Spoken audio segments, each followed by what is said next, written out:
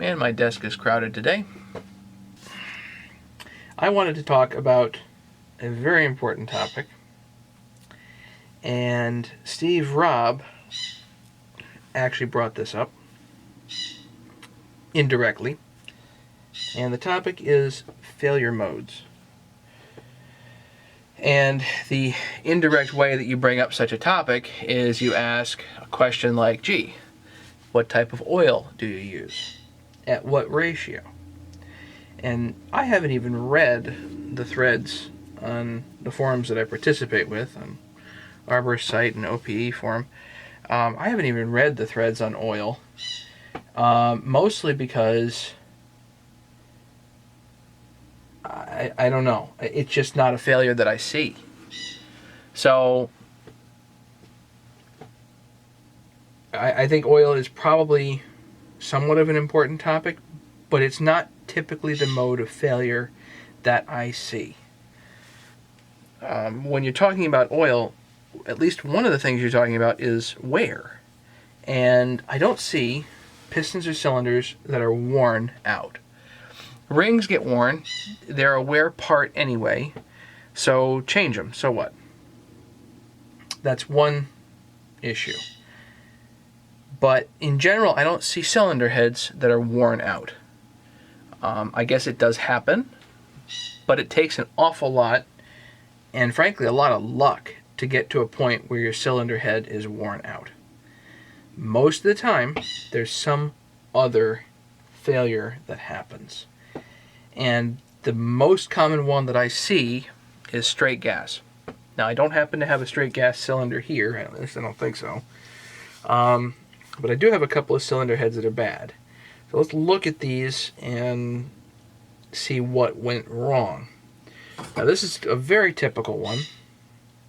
This is a Husqvarna 350 cylinder, and you can actually see the intake here is shiny.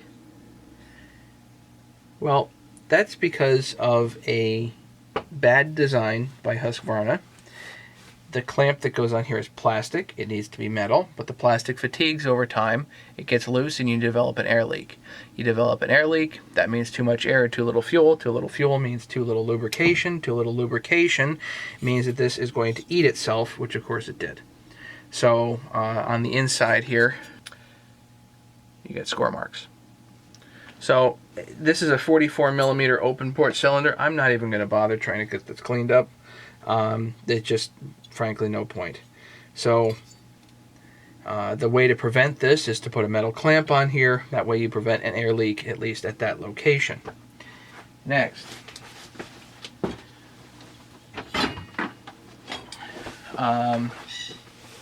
Next failure mode that I am familiar with is on my father's Homelite 750 years ago. He'd get 10 cuts out of the thing and then need a rebuild on the whole thing. Well, what happened was something was wrong with the decompression valve.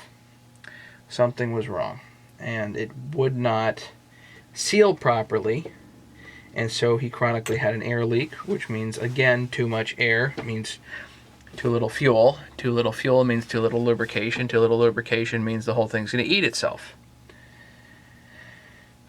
So that's another failure mode that I'm familiar with. Let's look at this one. Same deal here. Again, this is off of a 350. It's a different style cylinder. Actually, this is a 345. But the same problem. They use the same intake. And, this should have been a recall. Husky should have recalled this before that they let this go. So instead what they did is in 2008 they came out with a update, a technical service bulletin, and which tells the dealers to install the metal clamps, but every dealer I talk to has no idea what's going on. So not one of them is actually familiar with the technical service bulletin. Here is a 455 Rancher. And I'm almost assuredly not going to be able to capture this, but somebody tried to clean this up by sticking a hone inside there. I see circular marks, like somebody actually went in there and they didn't just hone it a little bit, they really honed it. Cylinder's plated. I'm not going to reuse the cylinder. There's just no point in trying that. This cylinder's cooked. So you basically ruin the plating if you stick a hone in there. So I don't know why there was a hone in there. Maybe they straight gassed this and they wanted to clean it up or something like that, but that's not how you do it. By the way, Mastermind has a really good video on how to clean up a cylinder, so I'm not going to bother going over that. I can certainly put a link in the description if somebody wants it. How about a catastrophic failure? Let's look at a catastrophic failure. And this is like the rebuilder's worst nightmare. This, look at the piston closely. This is a problem. Anybody think that isn't a problem?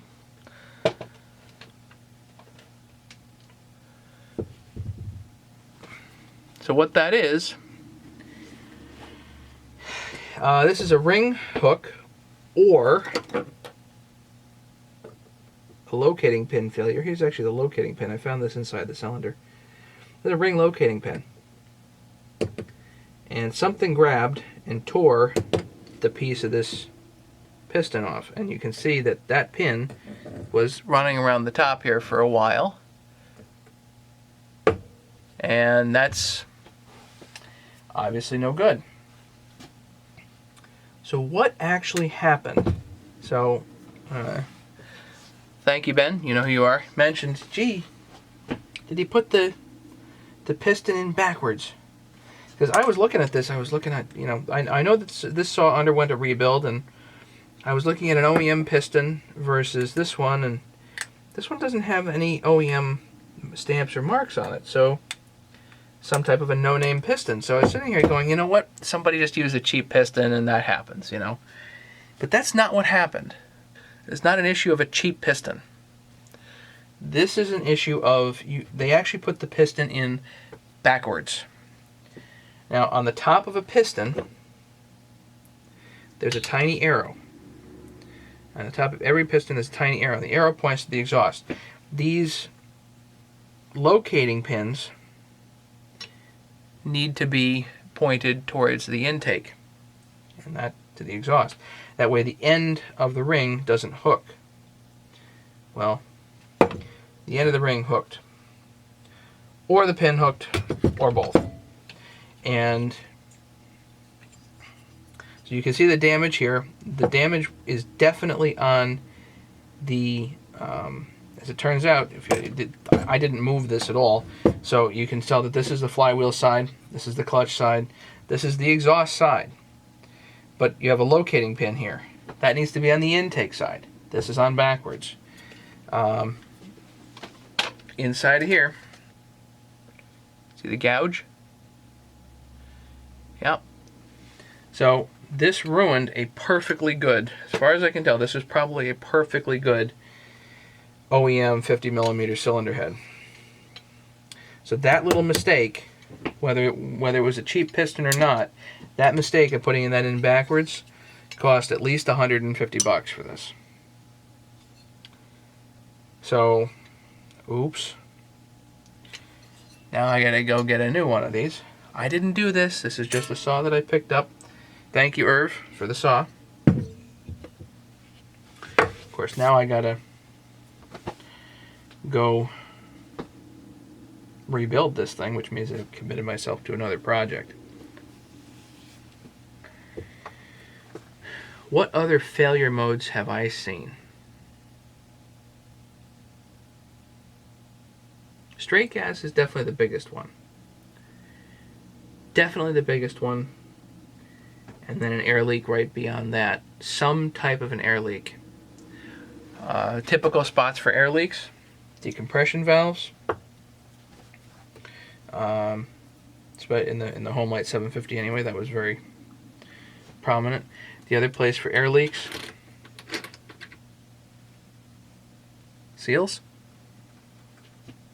oil seals. You get a bad oil seal for some reason, you notice your saw is running lean, just shut it down. Just don't even bother to investigate. You got to go investigate. So it's not usually an oil issue. So I'm not so sure the discussion about oil is nearly as relevant as people make it out to be. And as far as I'm concerned, I usually do like to run 40 to 1. And I usually run pretty much the cheapest oil I can find. I do run premium gas, and preferably ethanol free. We actually get that from pretty far away, but I do try to run ethanol free in my chainsaws and small power equipment. So if anybody has any questions or wants to further this discussion, please leave a comment down in the description. Thank you so much for watching, and don't forget to subscribe.